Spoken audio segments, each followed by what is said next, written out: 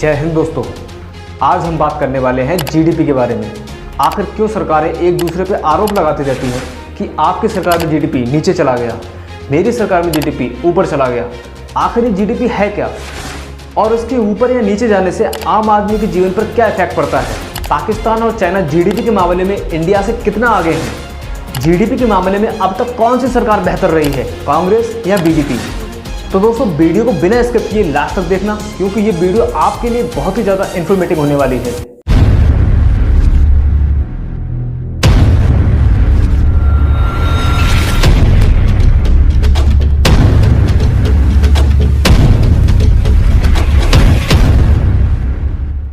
GDP, जिसका पूरा नाम है ग्रॉस डोमेस्टिक प्रोडक्ट, यानी कि सकल घरेलू उत्पाद। अगर हम इसके इतिहास की बात करें तो इसकी शुरुआत 18वीं शताब्दी के अंत में हुई थी। इसे 1934 में अमेरिकी अर्थशास्त्री साइमन कुंजेन, जिन्हें हम जीडीपी का जनक भी मानते हैं, के द्वारा लोकप्रिय किया गया था। 1944 में ब्रिटेन बुर्ज सम्मेलन में देश की अर्थव्यवस्था को मापने के लिए इसे मुख्य पद्धति के रूप में अपनाया गया। वहीं अगर हम भारत की बात करें तो दादा भाई नौरोजी को जीडीपी का जनक माना जाता है, जिन्होंने 1876 में पहली बार जीडीपी की गणना की थी। चलिए दोस्तों, अब हम समझते हैं कि जीडीपी होता कैसे है, निकालते कैसे हैं जीडीपी। जीडीपी को समझने के लिए हमें 4 चीजें आना बहुत जरूरी है: राजनीतिक सीमा, अंतिम मूल्य, वस्तु और सेवा क्या होता है, और 1 ईयर। तो सबसे पहले हम समझते हैं कि राजनीतिक सीमा क्या होती है। दोस्तों, जैसा कि हम जानते हैं कि हर देश का अपना एक नक्शा होता है, जो कि हमारे देश का भी है, लेकिन ये राजनीतिक सीमा नहीं है, भूगोलिक सीमा है।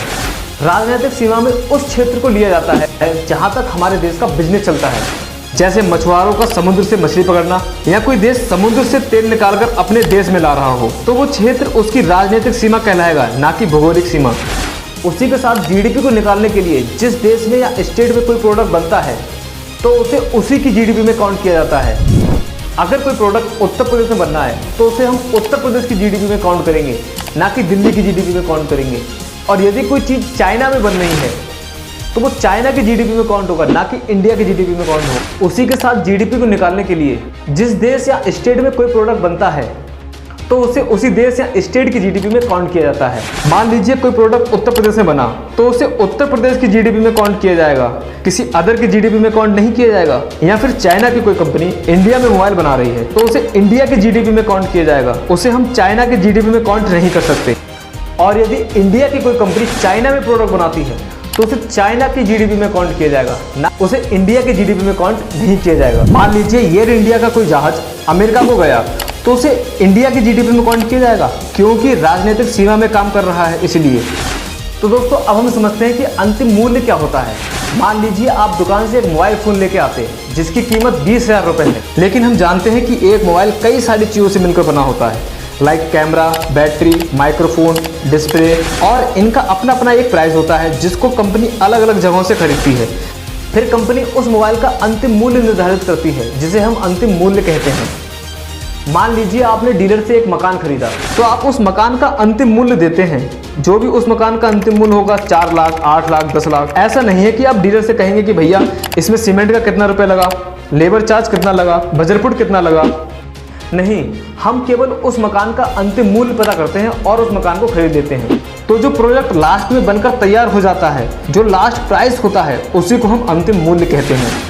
तो चलिए अब समझते हैं कि वस्तु और सेवा क्या होता है।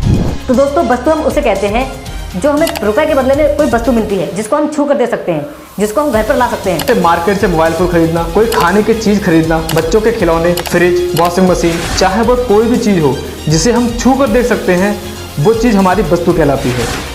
और सेवा उसे कहते हैं जिसमें रुपए के बदले में हमें कोई वस्तु नहीं मिलती और ना ही उस वस्तु को हम घर ला सकते हैं। रुपए के बदले में हमें केवल सेवा मिलती है, हम उसको केवल फील कर सकते हैं, जैसे मूवी देखना, बाल कटवाना। जैसे आप YouTube पर मेरा वीडियो देख रहे हैं, जिसके बदले में आप डाटा खर्च कर रहे हैं, पैसा खर्च कर रहे हैं, लेकिन इसे आप केवल फील कर सकते हैं, उसको छू कर नहीं देख सकते। तो ये सारी चीज़ें हमारी सेवा में काउंट होती हैं। आपका जितना भी ट्रांसपोर्ट सर्विस है, बस, प्लेन, कार, ट्रेन, जहाज, ये सब हमें सेवा देते हैं, वस्तु नहीं देते हैं। जैसे कोचिंग, स्कूल, जिम, तो ये सारी कंपनियां आपके सर्विस सेक्टर में आती हैं। ये सारी कंपनियां हमारे लिए केवल सेवा प्रोवाइड कराती हैं। तो दोस्तों, पूरे देश में वस्तु और सेवा का अनुमान लगाना ही जीडीपी कहलाता है, इसका हिसाब रखना जीडीपी कहलाता है। तो चलिए दोस्तों, अब हम समझते हैं कि जीडीपी में बढ़ोतरी या कमी आने से आम आदमी के जीवन पर क्या प्रभाव पड़ता है। मान लीजिए अगर देश की जीडीपी लगातार बढ़ती है तो उस देश का प्रोडक्शन भी बढ़ेगा, कंपनियां ज़्यादा काम करेंगी, प्रोडक्ट ज़्यादा बनेगा, इससे लोगों को ज़्यादा काम मिलेगा, लोग ज़्यादा टैक्स भरेंगे, कंपनियां ज़्यादा टैक्स भरेंगी, जिससे सरकार और आम आदमी दोनों को फायदा मिलेगा। वहीं अगर देश की जीडीपी लगातार गिरती है तो प्रोडक्शन कम होगा, कंपनियां कम चलेंगी, प्रोडक्ट कम बनेगा, और जब प्रोडक्ट कम बनेगा तो लोगों को काम कम मिलेगा, जिससे देश में महंगाई और बेरोजगारी दोनों बढ़ जाएंगी।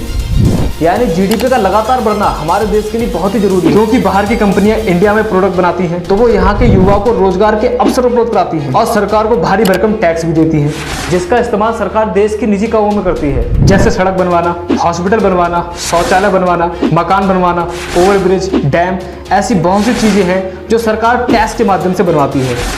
चलिए अब समझते हैं कि जीडीपी के मामले में कौन सी सरकार बेहतर है, कांग्रेस या बीजेपी। तो जब कांग्रेस की सरकार थी, यानी जब प्रधानमंत्री श्री मनमोहन सिंह जी थे, तो भारत जीडीपी रैंकिंग में 10वें पायदान पर था। वहीं जब 2014 में बीजेपी सरकार आई, यानी भारत के प्रधानमंत्री श्री नरेंद्र मोदी जी थे, तो अब उनके कार्यकाल में भारत जीडीपी रैंकिंग में 5वें पायदान पर है। IMF का अनुमान है कि भारत अगर इसी तरह से ग्रो करता रहा तो बस 2027 तक जीडीपी रैंकिंग में भारत 3रे पायदान पर होगा। ऐसा करने के लिए भारत को जापान और जर्मनी को पीछे छोड़ना होगा। और वहीं हम आंकड़ों की बात करें, पिछले 9 सालों में, यानी कि बस 2014 से 2023 के बीच में भारत की जीडीपी 83% ग्रो की है। वहीं अमेरिका की जीडीपी में 54% की बढ़ोतरी मिली है, ब्रिटेन की जीडीपी में 3%, फ्रांस की जीडीपी में 2%, चाइना की जीडीपी में 84% का उछाल देखने को मिला है।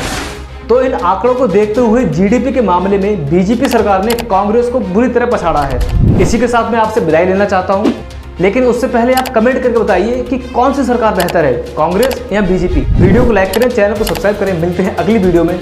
आपका दिन शुभ हो। जय हिंद।